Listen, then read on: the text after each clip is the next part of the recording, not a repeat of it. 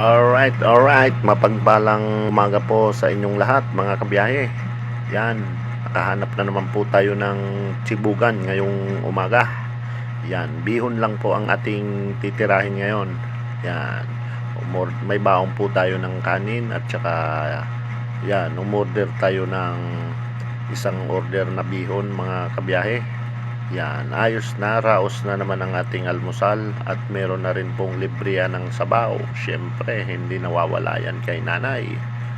Alright, okay, alright. Yan, pampahaba ng buhay, pansit bihon. Yan, inubos na po mga kabiyahe. 20 pesos lang naman yan. Talagang narito naman ang inyong kabiyahe sa pagtitipid. Yan, talagang sa hirap ng buhay, lahat ay gagawin para makatipid. Yan. Alright.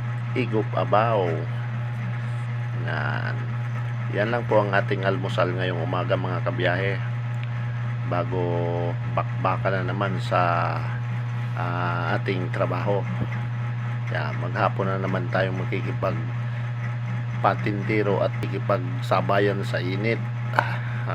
Talagang yun na ang ating araw-araw na ginagawa. Maraming salamat po.